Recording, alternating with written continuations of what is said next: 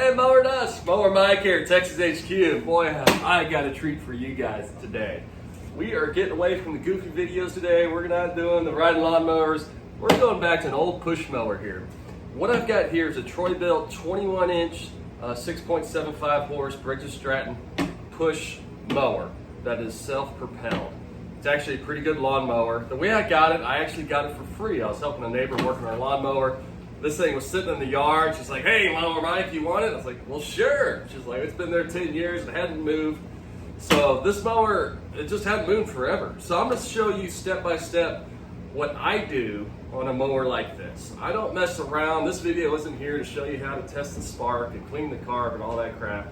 We're not doing all that. I'm going to show you how to strap on about $20 worth of parts to get this mower running again, which, you know, every engine wants to run. So what do you need for that engine to run? You need air, you need fuel, and you need fire. So I'm going to go through each of those steps of what you need to do, and just with some bolt-on parts, we'll see if we can get this old girl running again. I'm pretty excited. Okay, so the first thing I'm going to do is I'm going to remove this top cover. This isn't totally necessary, but it gives you access to the motor, and it's just these two Phillips head screws here. Just undo these two guys, and a little plastic cover pops right off there. As you see, we'll have easier access to the carb and the spark plugs and everything else. Okay, so next we'll move on to the air part. So let's see what's behind this air filter cover. Now this is just a little 8mm bolt on the side, or you can use a flathead. Now these air filter covers, you really never know what you're gonna get when you get underneath these, because most people never service their lawnmowers. Let's see what we got here, folks. Oh my gosh, look at that. Look at that. I guarantee you this is the original air filter. As you can see the outer filter layer, it's actually turned to dust. There's nothing left. But you look on the inside, you know, it looks like it probably didn't destroy the motor, but we definitely need some new air filters. So I've got a new set here we'll plug on. But you need to remove that air filter to get to the next part, to get to the carburetor, because the carburetor is down underneath here. So the way it's set up, you just take off to get the carburetor. It's got these three, you know, everything's 8mm on here. So I like just using a little screwdriver like this with a little 1/4-inch topper on it. Those are not the official terms. Hey, let's see what I think about a 1/4-inch driver, right? Hopefully my father-in-law approves of my terminology I'm using on these videos. He's had lots of comments. But when we get this off, we can get to the actual carburetor itself. And it just pops off like so. And next you can see the carburetor. Now stop real quick here. I want you to take note of the connections on top of the carburetor. Because when you put these back on, they're gonna need to go the same way they came off. What I like to do is just snap a quick photo with your fancy computer phone, just so you can see these linkages, how they go on. You can see this one here has got a linkage going to this part of the carb, and then this here for the choke. So just take quick note of that before you move on to the next step. I've taken off a lot of carburetors and forgot how to put them back on. Okay, so we've got the air filter cover off. Now this gives us really good access to the fuel line here. Now remember, any gas motor that's been sitting, even for a couple months, you've got to assume the fuel is bad, and you need to get all the fuel out of this motor, because that ethanol just gums up in there. So in order to do that, make sure it's not going to leak anywhere. You don't want this fuel hitting your concrete. So what I like to do first, you know, you can do this or you can just go straight into it, but I like to cut off the fuel first. So I use a pair of clamps right there, and then just undo this. I know this one doesn't have a whole lot of fuel just from looking inside the gas tank, but it does have some. So I've just got this little cup here. And see if we get this fuel line off. There we go. Boom, boom. And we'll just go ahead and drain that fuel there into the wife's old measuring cup. And as you can see, the color of that, you'll be able to smell it. This old fuel, it smells almost like a lacquer. And it's real dark yellow, just nasty stuff. So you totally want to clean out the fuel system. And usually just draining the fuel out of the tank does the trick. So we'll give that a minute or so to drain, and I'll kill some weeds in my yards with it, and we'll move on. All right, now you can see we've got the old fuel out. Now what to do with that old fuel? You know what I suggest? You can kill weeds with it, put it in your yard, but that's not the safest. So typically, if you just have a little bit of fuel like this, you can just add it to your fuel gas tank, or even your other lawnmower, your riding lawnmower's fuel gas tank. As long as it's diluted pretty good, it'll run right through. You just want to make sure it's diluted, probably 5 or 10 to 1. Okay, so now let's remove the actual carburetor, get to the exciting part. First thing you want to do, remove the linkages. Again, note where the linkages are for installation. But you can just rip these dudes off. You'll probably get new ones with the carb. So we got those 2 linkages off, little tiny springs.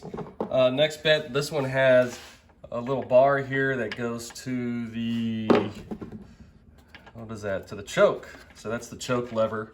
So take that guy off here.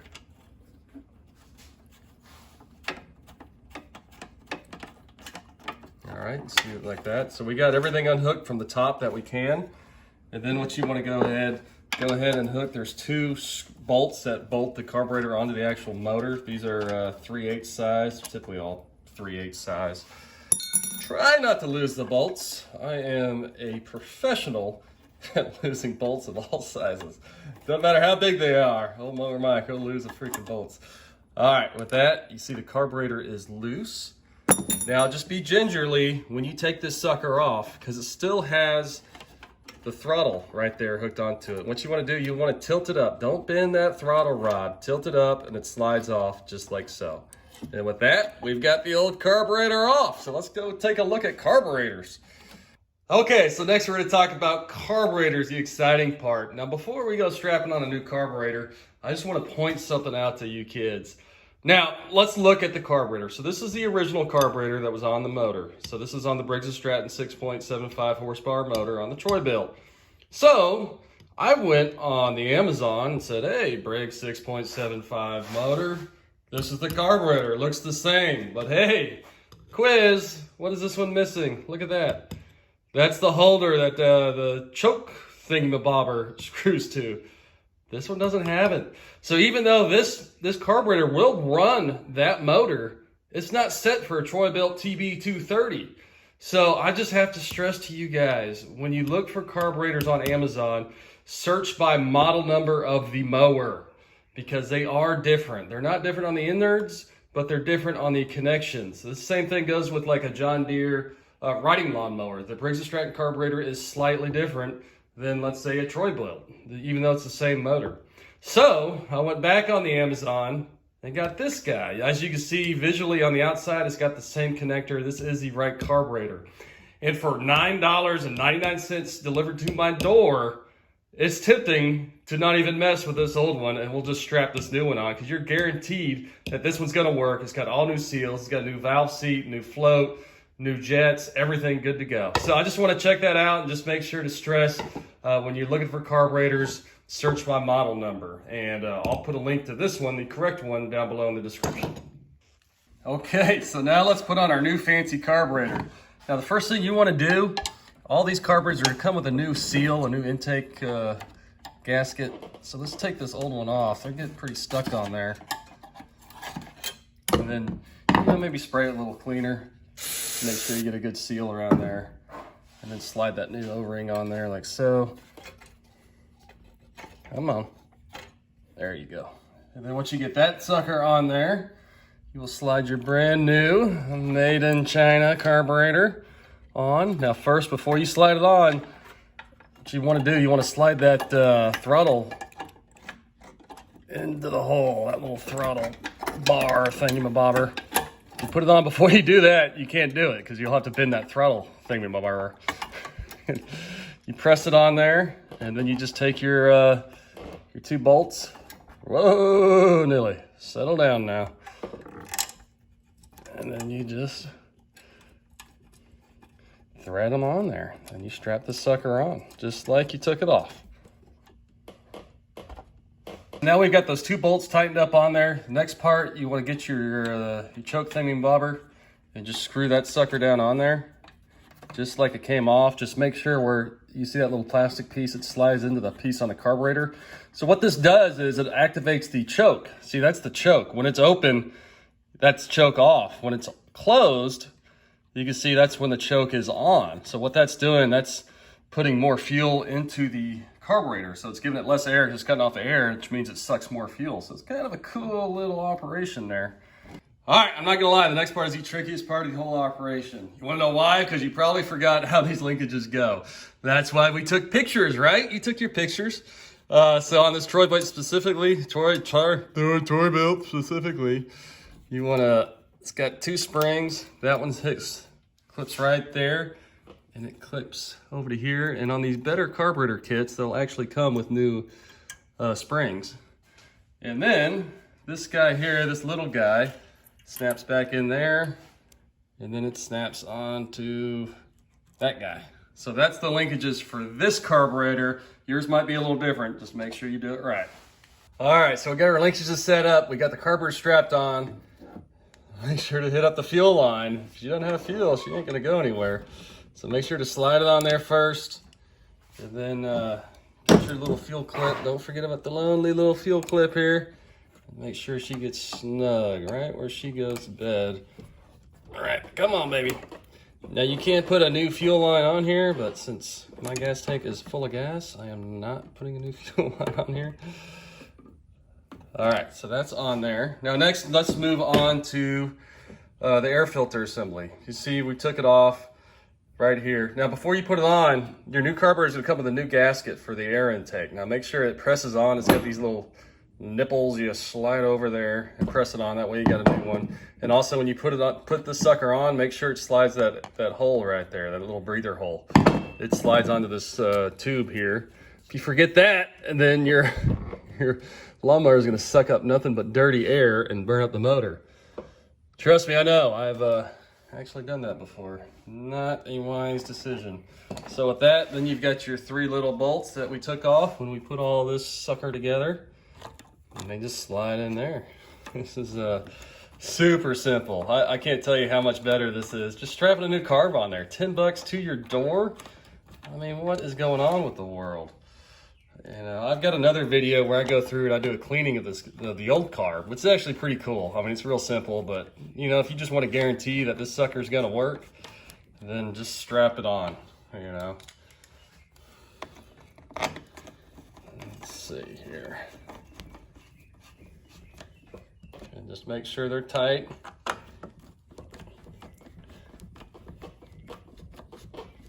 You don't want any leaks. And when you put these bolts on there, you know, put them a decent amount. Now, put the air filter on here. Now make sure when you put this air filter on, these air filters have 2 elements. Make sure it has the outer element. This is the outside part, the green part, the foam part. This is very, very important. You can't just put straight on air filter. So put that on there. Then you slide your air filter in here like so. Turn it around, hook it in, and go like that. I actually burned up in college, working at a rental shop. I burned up a brand new Honda motor on a ditcher because I did not put the outer air filter on. Nobody ever knew that, so hopefully my old boss isn't watching this from 20 years ago. But with that, voila, we've got it back together. Okay, we finally got that carburetor cinched up, so let's move on to the fire part. Now, what I like to do on something that's been sitting this long, just put a new spark plug on it. It's super easy. You just crank them off here with a 13/16. As you can see, this old champion here, she's seen some better days. So, what I've got here, Briggs & Stratton, brand new plugs, 796112. Straight to my door off the Amazon. You know, I think it was like $5. So just a super simple thing. It'll just help it run better. And then when you cinch it on, you know, just put a little, probably about 10 pounds. You don't need a whole lot of force. Since this is an aluminum head, you don't want to strip out the threads. And with that, just pop it on. Just one point. When you pop that sucker on, make sure you feel it go pop. If it doesn't pop, kind of squeeze the tip there a little bit to tighten that thing up, and then push it on. You might have to bend that in a little bit. So with that, we've got a new spark plug. All right, so next we're gonna move on to the oil change. Now, this is a bit more complicated than I planned on, but trust me, it's not rocket science. There's people online that say you gotta siphon the oil out and all that crap. It's just wrong. There's just a couple extra bolts you gotta take off. So the first thing We need to take off this blade, and then we can take off this plastic cover in order to get to the drain plug. So this is just a 5/8 right here. Oh, it helps when you put your put her in full reverse.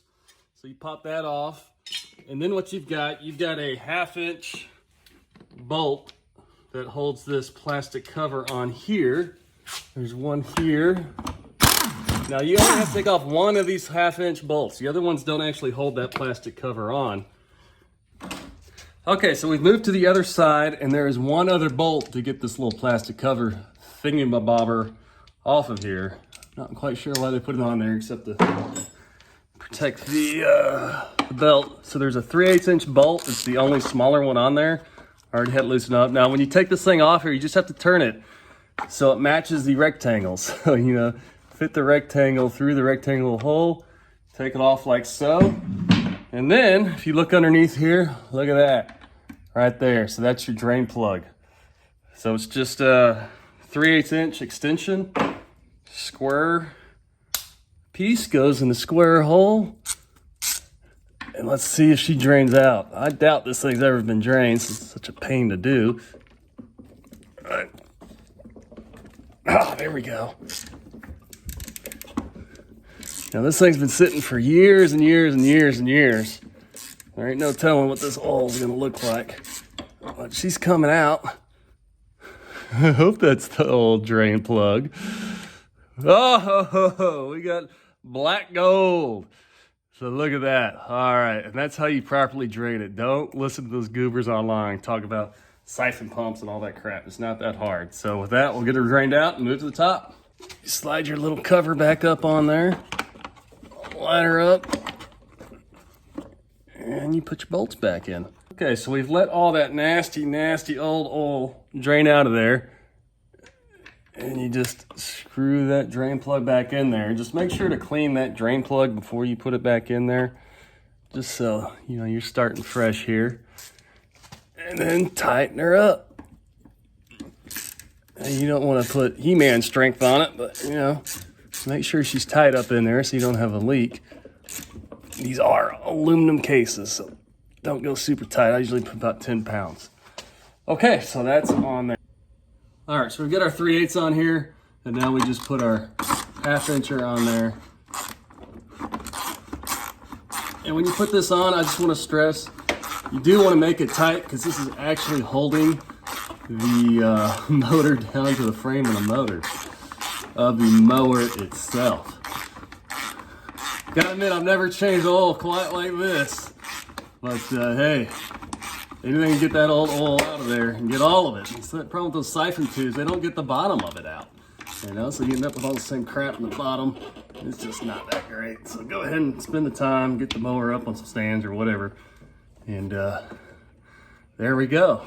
And then next, we'll go ahead and put a new blade on. Now this is a perfect opportunity to put a new blade on. So what we got here, we got a brand new freaking blade. Just make sure to put it on correctly.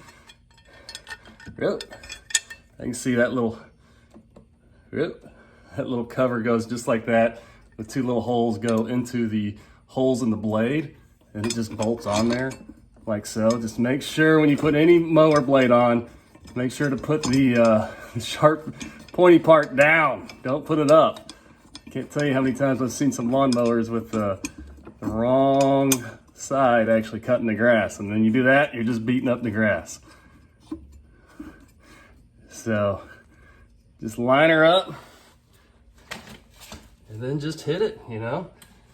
I'll go ahead and tighten that blade up, but that's how you do it. That's how you get the oil out. And next we'll move up top to load her with fresh oil. Okay, so now we'll move on to the fun, easy part. Forget that draining oil. Let's move on to filling her up. Now, everything I read online says this 6.75 horse motor takes about 1.5 quarts of oil. Now, I always like to use the Amsoil small engine oil. This is some good stuff. I've got 5W30, so it's pretty typical. So let's do 1.5 quarts and see what she looks like.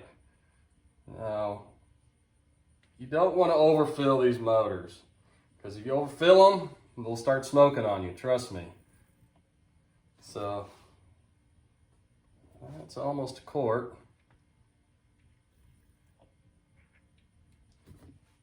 So So let's go ahead and check it here. Now before you check it, you always want to clean your dipstick. So you stick it down there and there, and just do it quick, a little quick hit. And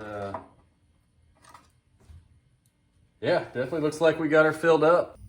All right, gang, now for the big finale. So we've got fresh spark plug, you got a new air filter, new carburetor, fresh oil, brand new blade. I mean, this is exciting on a 10-year-old mower that's been sitting here forever. So let's go ahead and crank her.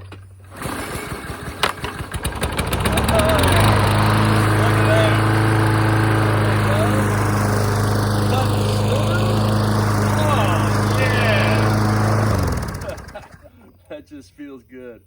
So I want to encourage you guys, don't be scared. Go out there and fix the sucker. You know, fix it for the old lady down the street. Give one away. These things are easy and it's a lot of fun. So with that, I hope it helped. Please subscribe, leave me a comment, call me an idiot, make fun of my hat, whatever works. Mower Mike out.